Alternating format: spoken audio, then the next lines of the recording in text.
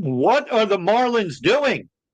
It's, spring training's around the corner, and we're still waiting for them to make their first move for the 2025 roster. Everything they've done right now has been for the future, the future prospects. We love prospects. The younger, the better. That's kind of been the Marlins offseason, as well as trying to spin it and sell it. But this is our first podcast of the new year. I've been a little lazy on it. Just kind of enjoyed the holidays and just kind of let things simmer and go. But spring training's around the corner, and who better to get the party rolling and going than with Mr. Jeremiah Geiger, the best out there. Jeremiah, welcome, man. You all excited about 2025? Joe, it's always a pleasure coming on the podcast and talking some baseball with you. I'm excited for this one. Yeah, we got a lot to do. We there's people that have been following. No, we don't hold anything back. This is a no sugarcoating zone. You want the truth. You want facts. You want our perspective, our analysis. This is where you come for pretty much the most authentic Marlins coverage out there. And what we love about Jeremiah is he calls balls and strikes fairly. I see it at a lot of different levels. Because I covered the team for over 20 years, and it just pains me to see just the lack of trying, the lack of the transparency. But we kind of addressed all that in the past. As we move forward to 2025, spring training is going to start in a couple of weeks. New manager, obviously, in Clayton McCullough. Jeremiah, I want to start with Clayton. The things I've heard, from everything you hear as probably the only real baseball guy that's person that's in the organization. Everyone else is an analytic geek, basically. Everyone's going to be looking at an iPad, more looking on the field. And that's all well and good, and that's fine and dandy. But I've heard a lot of really good things about Clayton, Jeremiah, on a personal level. Obviously coming from the Dodgers, very well respected. But this is the concern I have before I kind of give the floor to you. It's no real secret to those who are still insiders that have some information that we gather, but Clayton didn't have his say on the hirings of his staff. So, as we look to what Peter Bendix and Gabe Kapler are doing, they basically hired a good number of at least the people in the positions that will have a lot of clout, which I think undermines the manager to a degree because the manager didn't hire these people. So you create automatically this little bit of everyone's got to get on the same page, but who really is going to run the show on the field? And before I get you to answer that, I noticed back when Skip, wasn't retained, and Bruce Sherman had this little quote that he put in his statement was, "We're in the process, of looking for a different, for a new on-field leader." That's not even word manager. And, me, I pick up on these things. Nobody else kind of dissects to the level. I hold them accountable for the words they use. So is Clayton McCullough here to manage, or is he just here to be the conduit from the front office to make the decisions? Kind of your thoughts on Clayton McCullough? Yeah. First off, I got to say I'm excited for McCullough to have this opportunity. I mean, working in baseball for so long, being a part of an organization like the Dodgers, really being involved in that, learning how to win, what it takes to win, seeing just the amount of success they had, and finally getting over the hump and winning the World Series in a 162-game season, obviously the COVID year. So it's great to see McCullough transition to a managerial role. Everybody wants that shot if you're a coach in the big leagues. But yeah, it's interesting because the Marlins have completely decimated their staff in terms of last year to this year. It's a completely different system, and McCullough is going in. And usually, when you have a new manager, even if it's a first-time manager, you want him to be comfortable and kind of handpick who he wants to work with. I mean, we're talking infield coaches, outfield coaches, obviously pitching, hitting, all of it. Skip Schumacher was very comfortable, with his coaches, with John Jay last year. You could tell they all worked really well together. Back into 2023, the same thing. And when they let Skip go, they get a new first-time manager.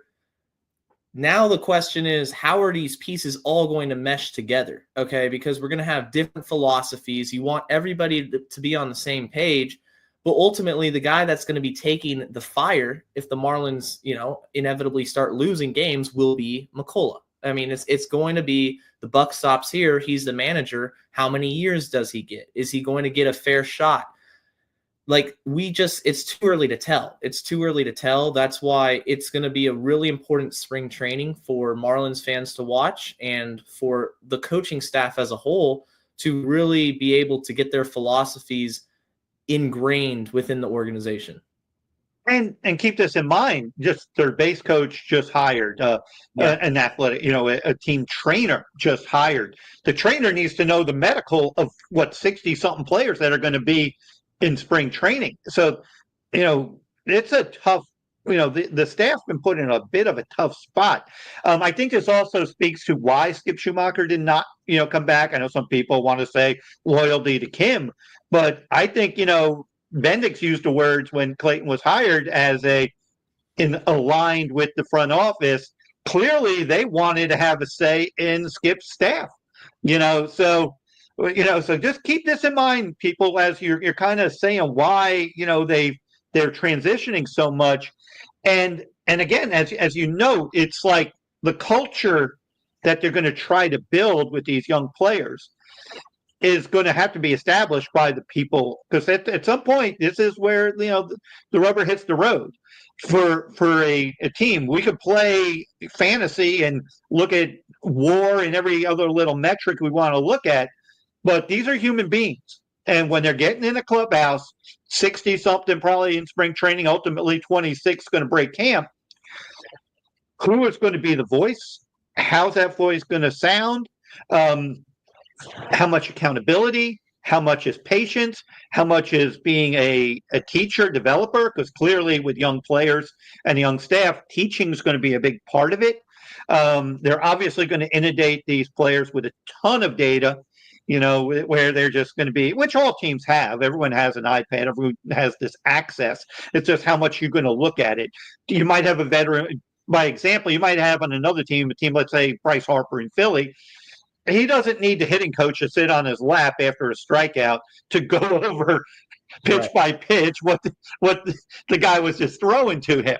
And Harper probably is one of those that say, get out of my face. I know what I did wrong and what to expect next time.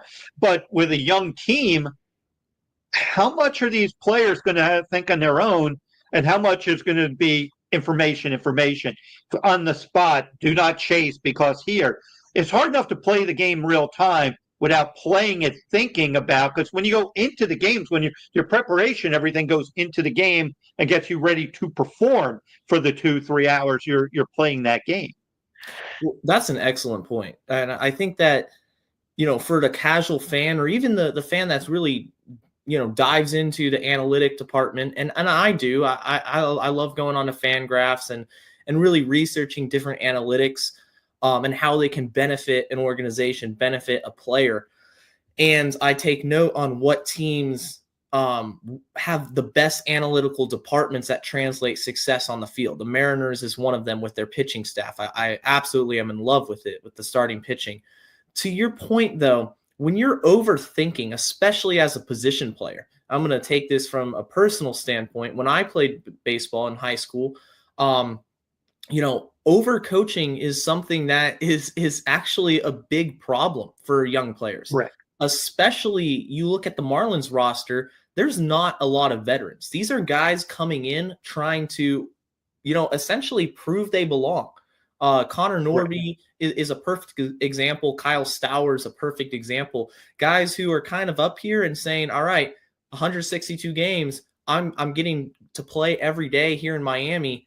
I got to make the most of it. If you're overcoaching them, and I'm not saying this is going to happen, but it's possible. You have to walk a fine line, because you get it in your head as a baseball player. That's where the slumps happen, and that's where the confidence decreases. And as a hitter, when your confidence is gone, everything's gone. So it's going to be really interesting to see how they manage that, because there's a difference between just letting them play and not, establishing development, and then saying we've sucked at player development so much, we're going to overemphasize it and then not let them play into their true talents. So that's something that's going to be really important to watch. Correct.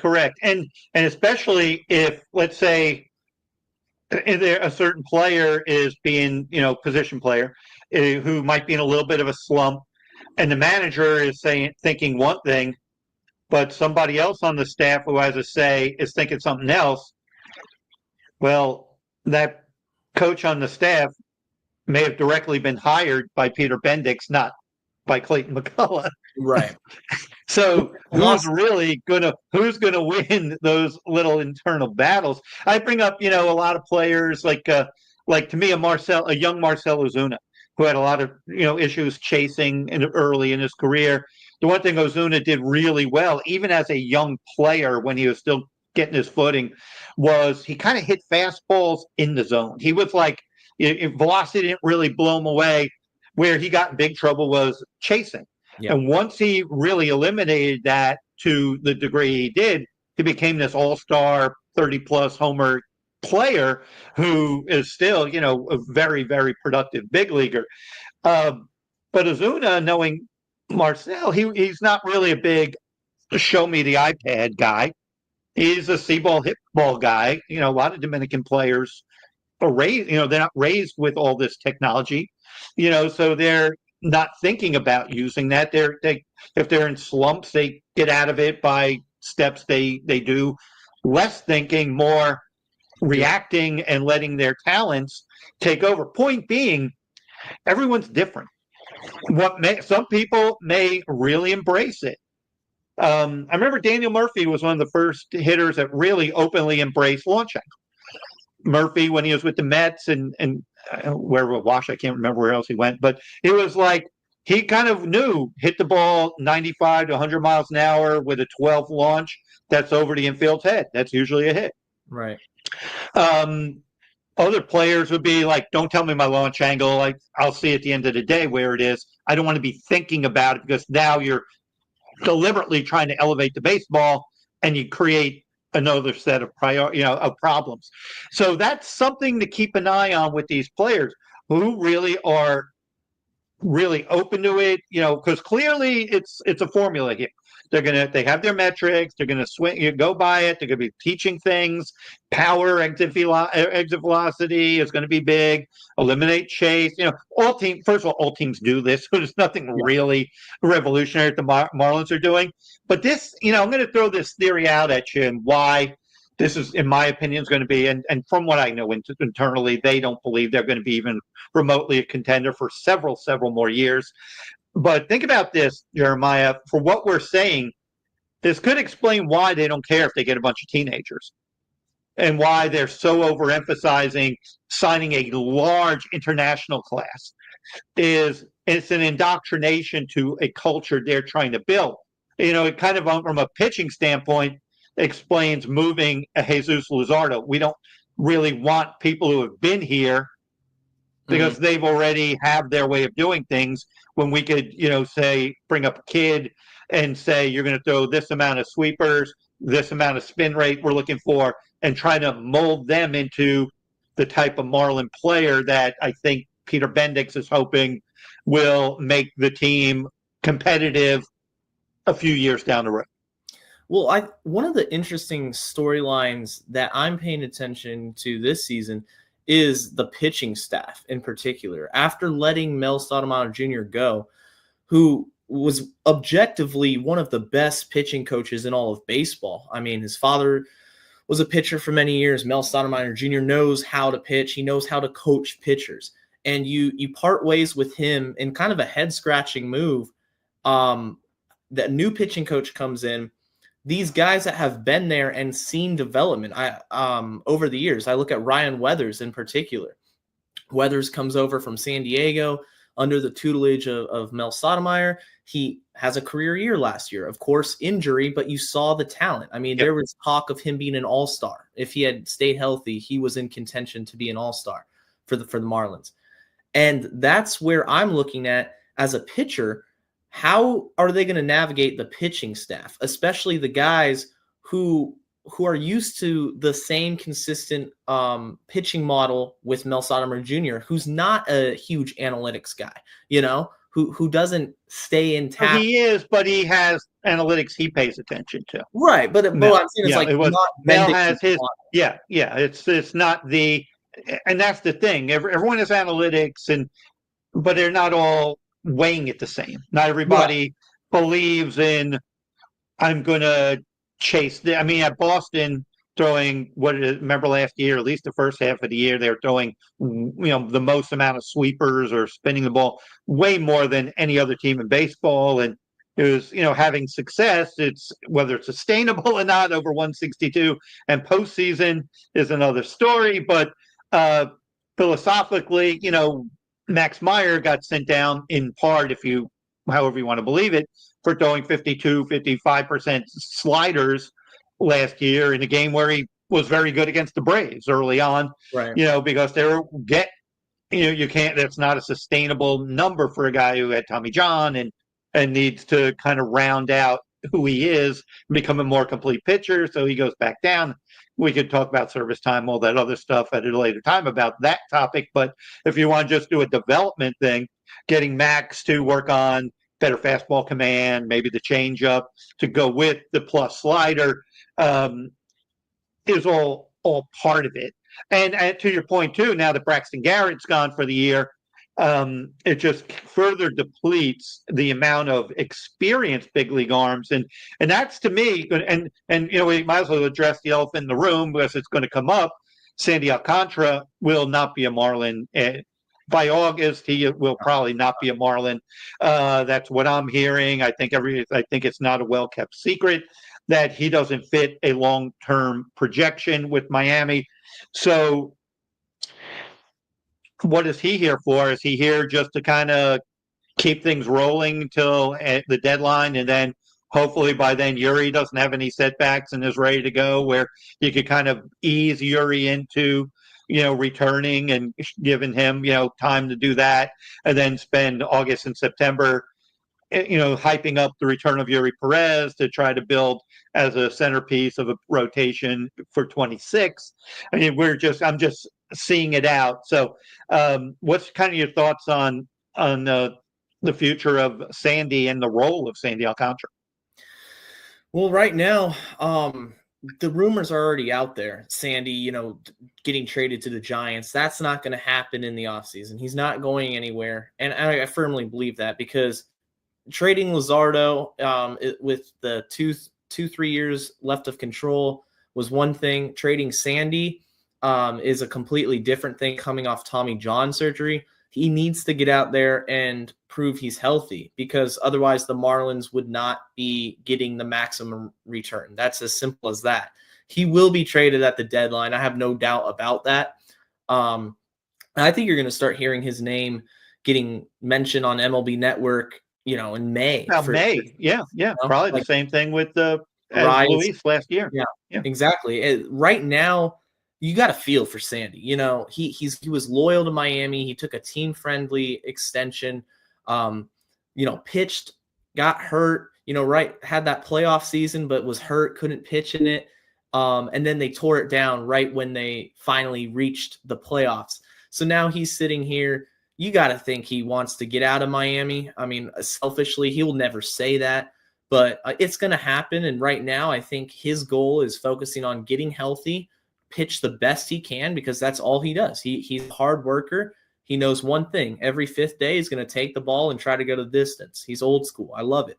And be a mentor. He's got to be a mentor to the younger guys, like a Ryan Weathers, like Yuri mentally. Although he's not pitching, Yuri's still going to be under his arm, learning the mental side of the game. So that's going to be, his role, I think, moving forward.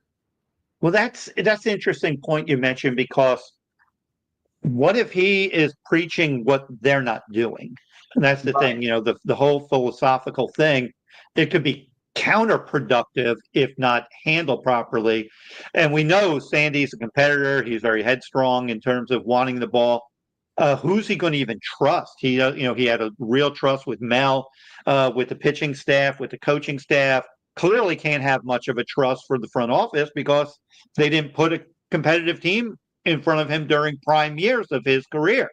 So it's going to be interesting. I'm with you. I think the deadline is probably the last we'll see of him. I still wouldn't rule out an opening day, meaning give the 4, 5, 6 weeks of spring training. And I only preface this by saying once spring training happens, you don't know what's going to happen. Once the players are playing, you may have a team really primed and they lose their ace or the last week of February, March, whatever, more March, right, and go into April as the season gets rolling. So could there be the overpay then? If the deal is going to be pretty much the deal, then the Marlins run the risk. What if they're set back?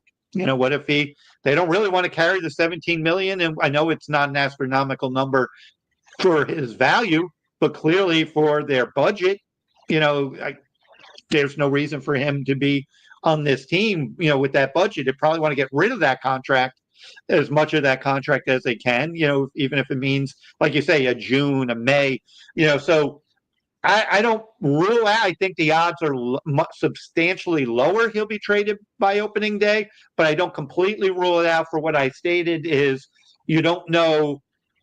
Mets lose an ace or something like that. Somebody loses an ace and the Marlins are like, what are you ready to throw this guy in here too? Okay, okay, he's yours.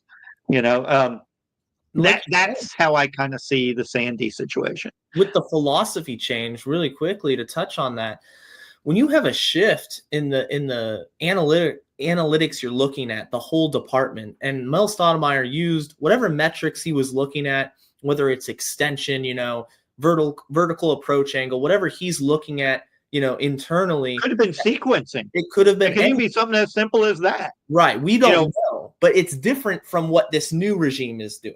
And that's a fact. And so when you look at a guy like Sandy, who is proven, coming off injury, I don't want them to mess with Sandy. I don't want them to start changing things because he knows how to pitch. He knows what he's doing. So let him pitch. Younger guys, it's different, but I'm curious to see what is the change, and if any, that they start tinkering with these pitchers who we've seen have some success under Mel Stoudemire Jr. No doubt. And that will be something to pay attention to, as this, as it gets going. And lastly, with Sandy, he may sit around, let's say the first month doesn't go well at all, and they were looking for Sandy to give him 7 innings, and Sandy's representatives would be like, hey, dude, you're out of the game in the 5th. I'm not wasting bullets on you pitching, trying to go deep into games, because ultimately what happened, he wins the Cy Young in 22, logging almost 230-ish innings, if I recall. Breaks in 23. Early in the year, he was going deep, in 23, which ultimately cost his availability in the playoffs as he eventually broke down.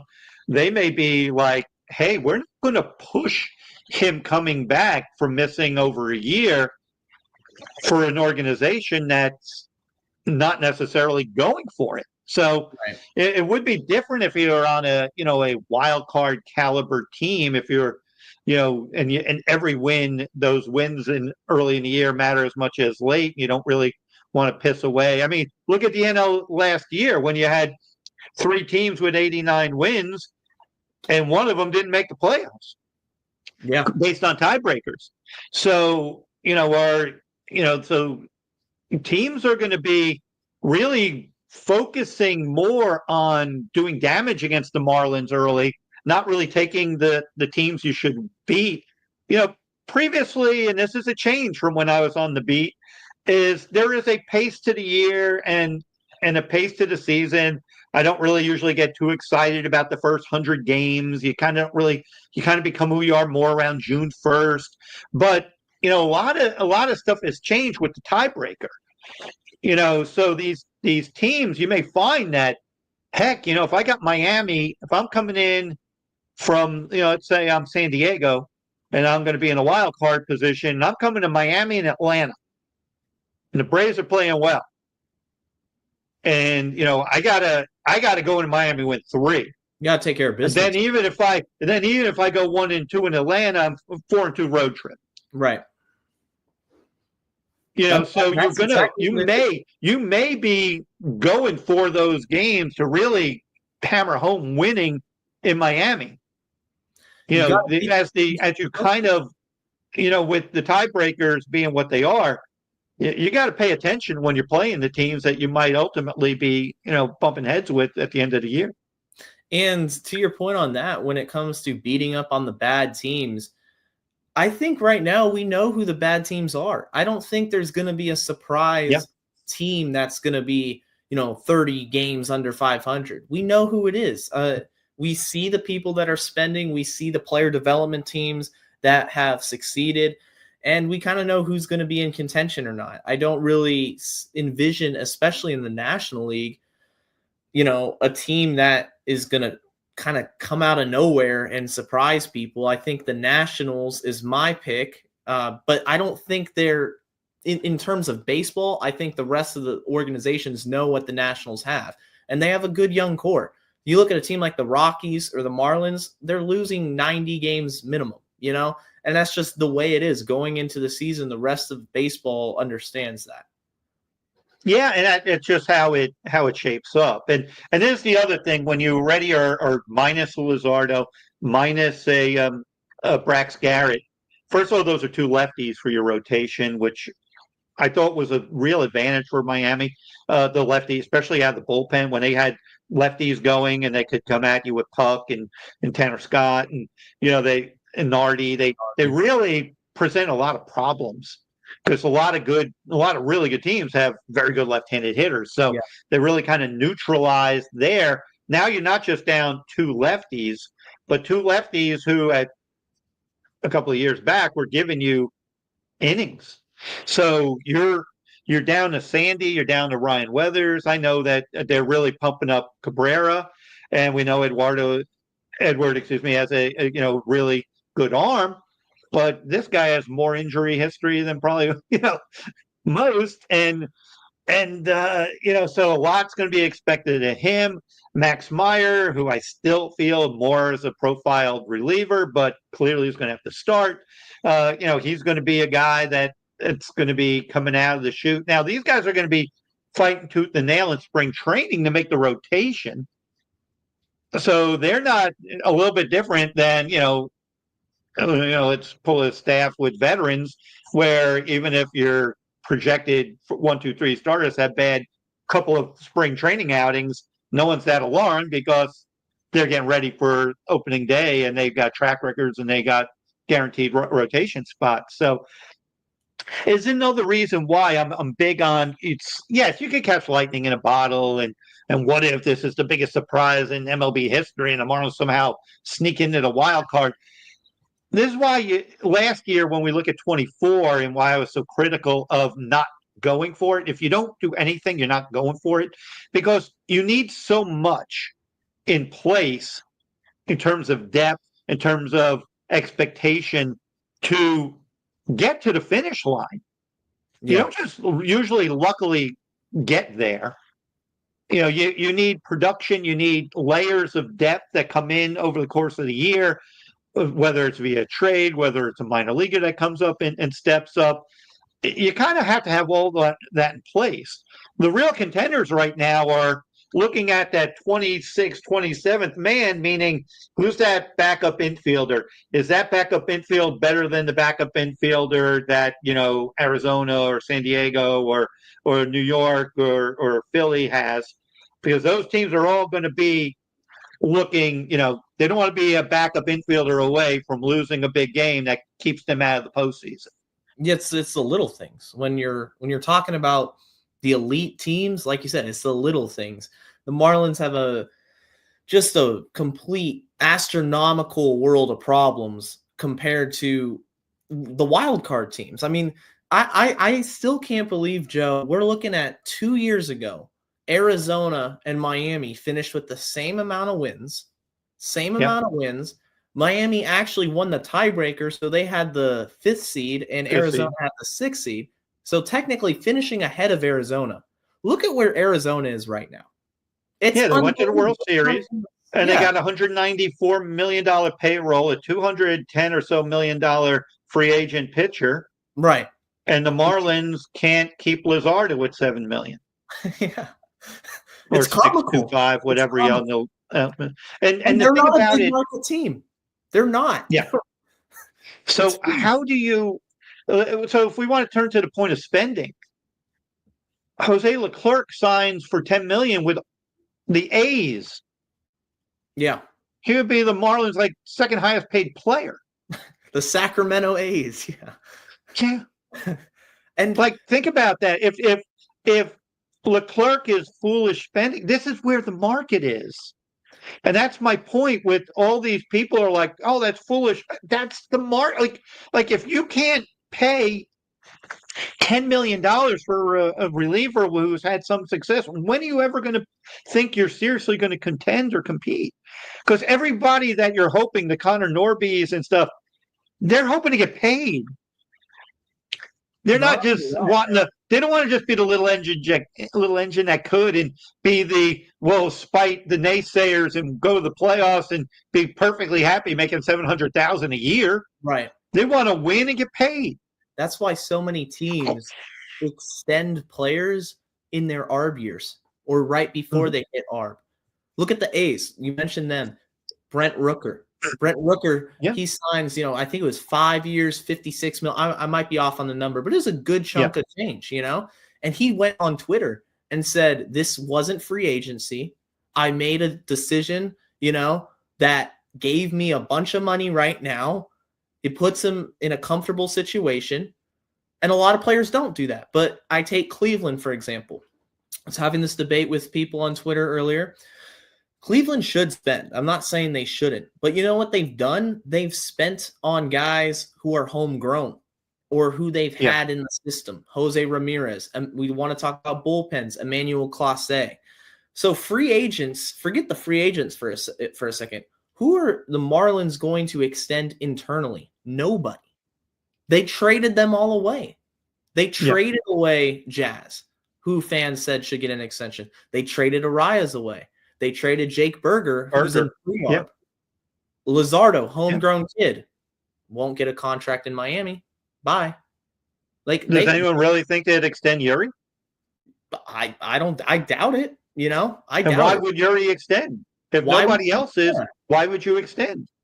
The only one they've done was Sandy, who's been so loyal to this team, and he's going to get traded in 6 months.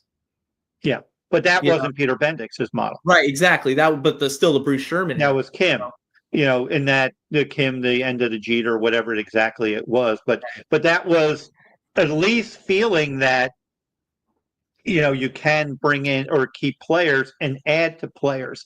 And I guess it's a good point as any to kind of transition over what Nick Castellanos said, which I found very interesting, his conversation with Chris Rose. I don't know, is Chris Rose still with John Boy? I don't know if he has his own thing, but it was that podcast he did, and it was over on X, Twitter. When do we stop saying X Twitter and just either call it Twitter or X or whatever? I think everyone knows, right? Yeah, it's like, but he said some things I thought were very telling because Nick, of course, is from down here, Archbishop McCarthy, and an outspoken guy. And normally you don't hear a player on one team attack the market or just criticize the market of another team, but Nick is a unique guy because he's a critical thinker. He has his own unique spin on things, and I personally love him. I thought the Marlins should have signed him, and Nick was like, the players in Miami told him, "Hey man, we're grinding. We want to get traded." Yeah, these guys. And the other thing he was like, and he noted that obviously we all know what the Dodgers are doing, and we'll jump into that in a little bit. And, how do you create any type of, balance for the smaller markets? But he talked a lot about, commitment or connecting with your fan base. And he's not wrong. That's probably my biggest argument why I'm opposed to this fire sale over previous fire sales I didn't think this was necessary now because they had a few year window with Sandy and enough good players in the fold to have kept adding. We've had this discussion many times, some people without making the payroll astronomical to 200 plus million, but easily in the 120s to connect with your fan base, to give them a rallying cry, whether it's a Luis Arias, to go with a Sandy Alcantara, to have some foundational players, a Nick Castellanos who's local, and connect with fans. They've given them no fans because they've shown zero willingness to spend, and on top of that, zero loyalty to anyone.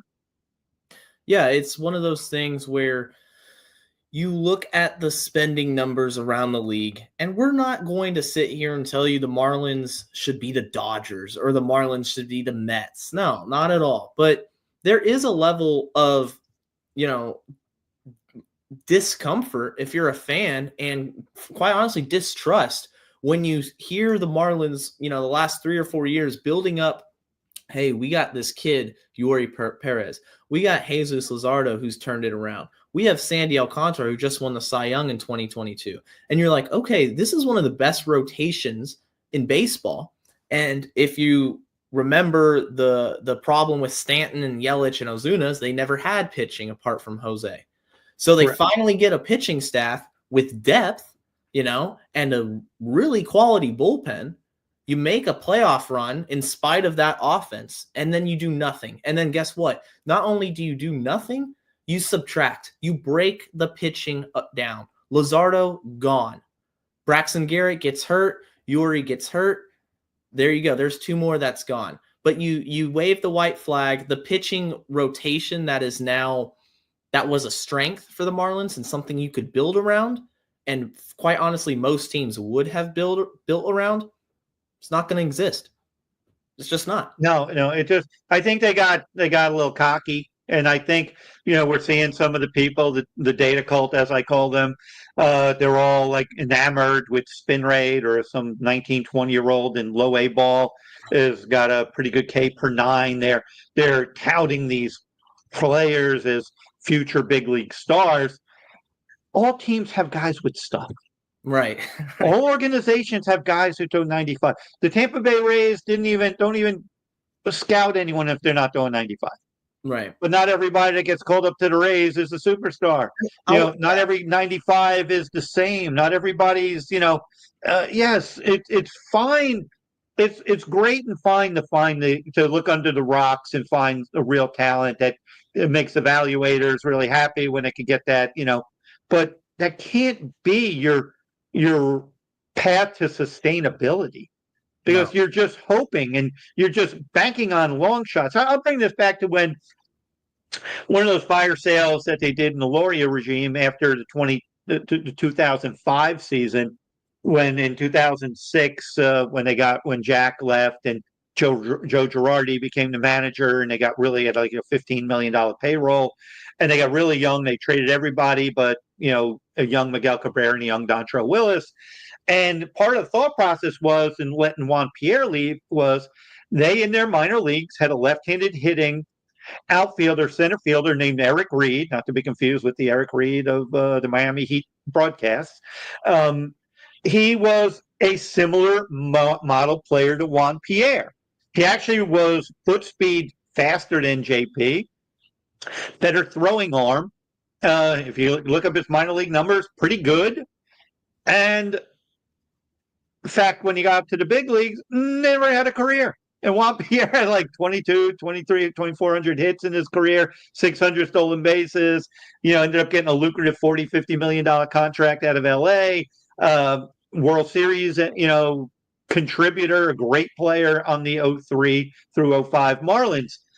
Point being is, just because you remind someone of someone doesn't make you that player. No. Just like I saw people with the international signing period, as one of the kids, 15, 16, whatever he is, year old kid out of the DR who's like 6'7", next Yuri Perez. No, it's like, it would be wonderful if they just fell on trees, that you just grew that. Right. But just being slender and 6'7", doesn't make you the next Yuri Perez. You know what I mean? And So yeah, it doesn't mean you don't necessarily look at the prototype or you look at that profile physically. There are a lot of really good teams that do that. And point being is these prospects are just that. All teams, like if you go and look on MLB.com, go look at the Braves writing about their international signing period. You would think that, oh my goodness, the Atlanta Braves, oh gosh, nobody did better in the international signing pool than the Atlanta Braves. Down here, same thing. Whenever you have the signing periods, whether it's the draft or international signing or free agency, all teams are adding players. You're not differentiating yourself. Yes, maybe you're the team that luckily gets the next Juan Soto. Mm-hmm. But those players don't come around. They're generational players. They don't come around too often. And when you say that you can't just copy a player because you like their prototype, it reminds you of somebody. You know what else you can't copy is the Tampa Bay Rays model. You can't just put in a guy that worked there and say, this is going to be the next Tampa, because that's not how that works. David Sampson had an excellent video on his podcast, and I got a lot of hate from it because, it's David Sampson. Listen to him. He made a really good point. He said, in order to be Tampa, you need an invested owner who cares deeply. You need an excellent player of baseball, president of baseball operations, and then player development. It needs to be top notch. So to sit there and say Miami is going to be Tampa just because they want to be Tampa, that's not how that works. Well, let's establish that, and so fans just don't get that. And this, I know the people that are on the Bendix train believe that, scouts are terrible. Tampa Bay has great scouts. Scouts. Great scouts. You have to. That's the first and keep this in mind too. The Rays don't usually lose the people they want to keep. Right. And the Marlins, what did we learn? They got rid of all their scouts who were respected. I mean, I've talked about this, and I will continue to talk about this. Oz Ocampo, like one of the best international scouts who worked for Houston for many years. I believe he was still down in Houston working for Miami. Let him go. Yeah. Because why? He wasn't part of the old regime? Like, I don't get it. Yeah, he wasn't his guy. He wasn't Peter's. No, excellent points there. And again, you don't just duplicate it. You have to have your own identity, what you are, your own culture, trying to build your own culture. And it's going to be a very interesting and hard lesson. Man, I had something I was going to say, and I just lost my train of thought. But on that one with the Rays comp, it's the connection too with Tampa Bay had is Kevin Cash and Eric Neander are joined at the hip. And as noted, this isn't really a Peter Bendix, Clayton McCullough situation either. It's like you need that synergy too with your manager as well. Let's talk a little about the international signing period, because to the Marlins credit, they got a really good player by all accounts in Andrew Salas, obviously part of the Salas brothers. It's amazing story there, that family with Jose and Ethan and now Andrew. And good players are good players. So you get a good player at $3.4 million, really good get for the Marlins. What are your kind of expectations, and how do you see them? They're talking about shortstop, but I would move him to shortstop too. If it doesn't work, he could always go to the outfield. Just your thoughts on Andrew. I'm excited for Andrew. I think he's a really good young player. Really like the bat. I mean, the bat's advanced from all accounts. Obviously, coming over, he's going to start in rookie, probably in a DSL, I would assume. 16 years old. So plenty of time. You look at the Marlins window, he's not going to, be in the big leagues at a minimum 4 years. I mean, he's got to develop. And this is a big test. This is a really big test for them, because his brother Ethan's one of the more touted prospects in all of baseball, so he has that name behind him. And he plays a position, shortstop, where the Marlins have, for the last few years, have had nothing in the system come up. So there's going to be a spotlight on him early on, more so than the other international signings. And who knows, one of these other signings could come up and be a really good player. But Salas is the guy that all the fans are really looking toward right now. Yeah, he's a guy that seems like a foundational future core piece, and that they were kind of hoping that the draft would land him Holiday, and when that didn't happen, when it got the 7th pick, the 1st overall, I'm sure they were like thinking, okay, we could have 2 of these guys, and maybe they could kind of be a little bit of Bryce Harper, Steven Strasburg. I know one's not a pitcher, but meaning, kind of anchors, young players that could kind of be, get your franchise off and rolling. I remember what I was wanting to say before I had a little brain fart about, you're noting about people that the Marlins had in the organization who went on, because I've seen some stories either written, and I know we have like college professor out there, and one of our local schools, I won't mention his name, and kind of dumps on how this is a competent, the Bendix things is competent. Everybody before that were incompetent. And I just think that's completely ludicrous. And I'm going to defend the people, because if you look at the people who were part of kind of that 2015-16 Marlins, even maybe before, you have Dan Jennings in Washington, one of the most respected, evaluators the sports had, Hall of Fame scout, got a 2nd ring, big part of the 03 team in their scouting end, former GM who won a ring in 19 again with Washington, truly valued. LA Dodgers, Jeff McAvoy, highly, highly respected in there. Benny Latino is with the great amateur scout. He's in LA. Kelvin Colon, who once was a scout in the Marlins system, one of the best amateur scouts out there, all very prominent with the Los Angeles Dodgers. Mike Berger, one of the true great guys in the sport, highly, highly respected on the amateur side with the Milwaukee Brewers. Mark Del Piano, who used to run, who's as good as, to me, he's outstanding farm director he was in the day when the Marlins had, Cabrera coming up, and Dontrell, and granted Dontrell came over from Chicago, but Josh Willingham's in that era when those guys were coming up, Josh Johnson, New York Yankees, one of their top scouts as well. I could go on. And so dumping on these people and acting like the Marlins had a bunch of incompetence is just flat out wrong. And as friends of these people, I'm just noting the market lost some really, really good people. I just want to get that off my chest. Absolutely. And, while we're talking about scouts, I think scouting, like I mentioned earlier, scouting is the most important thing you can do before you get a player into your system. It's a cornerstone for an organization, because in order for a team, a relatively small market team, to have success, if you're not going to spend money, if you're not going to spend $150 million, then you need to develop players and you need to draft well. And I don't think enough people talk about the amateur draft as much as they should be.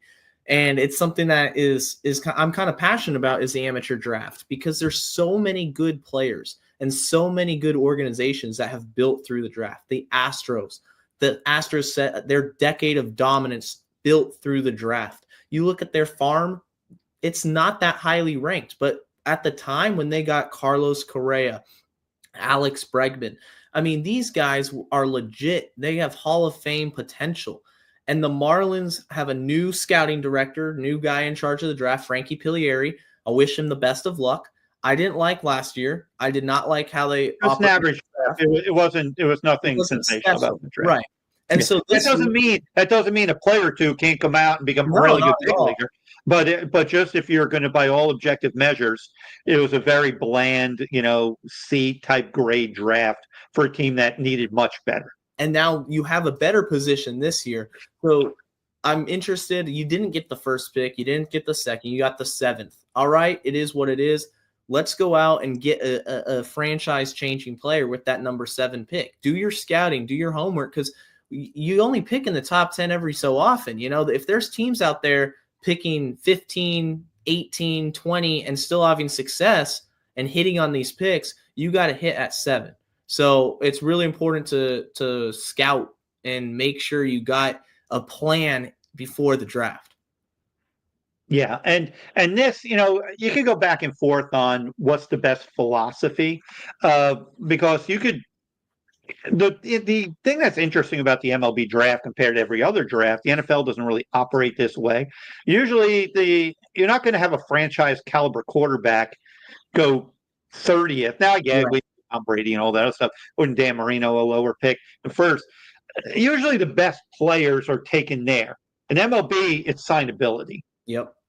And that's even at the top of the draft, because not every draft's the same. Not every number 1 pick overall is the same caliber guy. So, but that doesn't mean that you can't sit around. I'll give the example of a Jeff King, who was a really good high school pitcher coming out of Naples last year, who the Marlins could have had, probably second roundish, and maybe even the third. But he was going to cost some money. He was a UM commit, ended up signing. I can't remember who drafted him, but you can sit around and say, I'm going to kind of go in on this player. Because what they did was they went Orlando 1 and got him about 800 or whatever the number was, undervalued, under slot.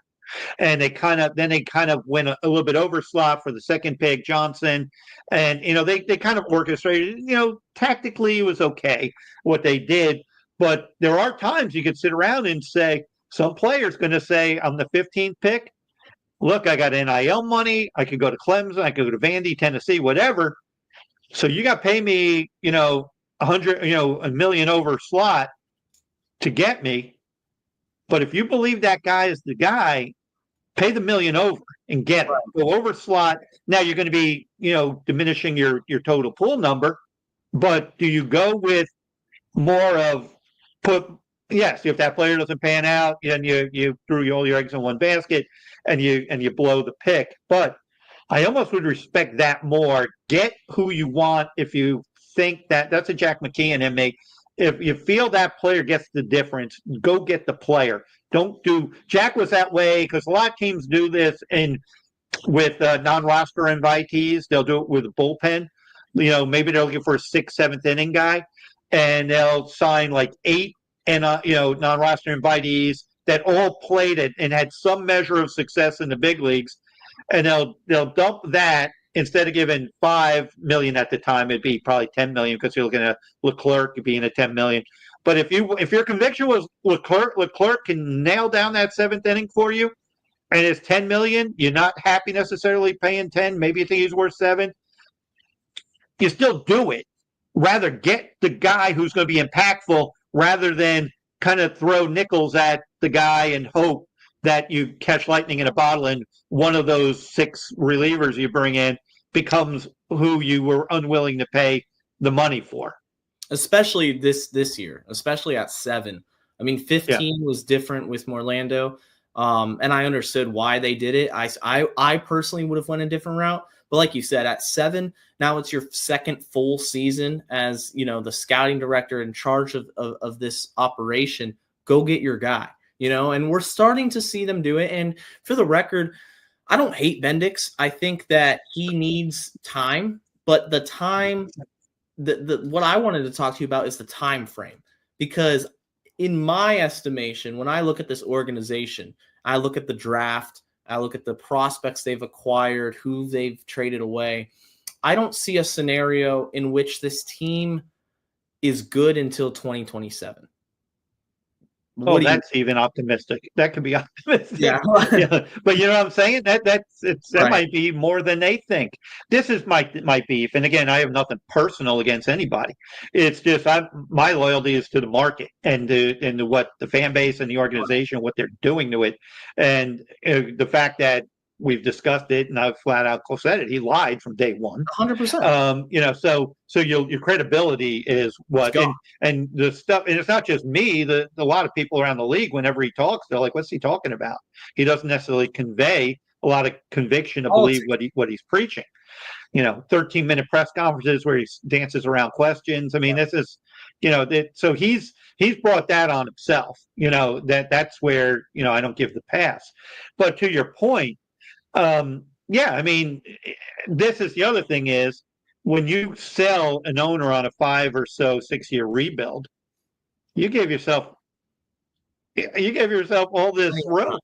So I could lose 100 games and fire everyone and have a mediocre draft. Year 2, I could lose 100 games and fire everyone again. And he's going to get 5 years of pretty good money. Right. He's getting paid, So at worst case for him, he gets canned and walks away. Let's say he's making $2 million a year, which might be what they pay him. I don't know. He could be a $10 million guy. So it's like, you gotta at some point, and this is my biggest beef with him. At some point, you got to address the major league roster. And he has alienated so many people who would even Nick Castellanos at one point would have wanted to be here. Right. What free agent of any substance would ever want to be here? Nobody. Why would they? So when is that going to change? The model he's created is it's never going to change because it's a rinse, repeat. It's just a repackage and sell everyone off. It's not going to change because they don't want to spend anything. Anything is an overpay. It's terrible. You know what else is terrible? Is one of the guys I know, his name's John. He took a picture driving right outside, right on the highway, right outside of Lone Depot.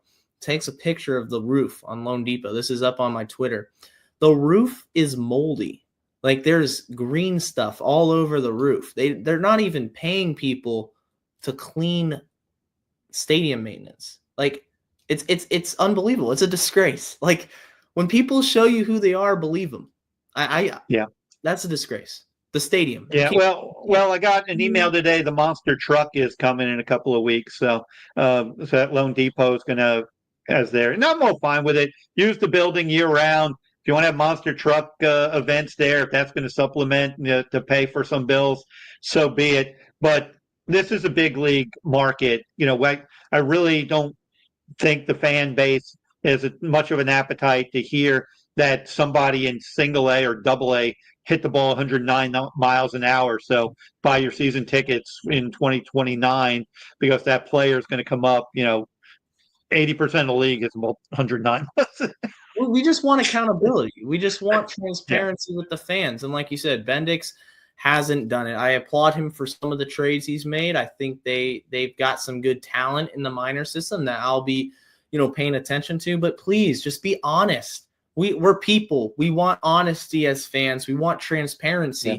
When you sit there and tell us, Bruce, Peter, oh, we have money, Bruce cares about winning. No, just save it because we don't want to hear it. Just tell us what you're doing. You're rebuilding. We're not going to be good for 4 or 5 years. Just say it, Yeah. Be patient with us, and buy in. But now they're doing gimmicks, and until they change it, it's going to kind of be more of the same. But let's get here because I got to be out of here before the clock strikes 1 hour. So one quick closing thought before we get out of here. Well, I mean, as pessimistic as I may sound at times, it's only because I love this team and I want this team to succeed. And quite honestly, this spring training is really, really important for the Marlins and for what they're trying to do. There's a couple players I want to throw out there: Augustin Ramirez, Davison De Los Santos. If they start producing in spring training, you will most likely see them in Lone Depot Park in April, May, very early on, and that is something to look forward to. They got power, and just continue to support the team. As a Marlins fan, I want nothing more than to see a World Series. It might take a long time, but I'm still going to be here. I got big things planned for 25. I'll keep everybody updated on that, but thank you again for having me on the pod. Jeremiah, thank you for being on. Appreciate you. To me, I'm going to be paying attention to culture and how Clayton McCullough is going to develop it. He's going to have a tough job. With that, everyone, thanks for tuning in. Please like, subscribe. How do you like the shirts? Good, right? Just like, I like don't forget, it. I like and like it. subscribe. Yeah. Okay, we got to get out of here within 20 seconds. Okay, thanks everyone, and we'll catch everyone in the next video.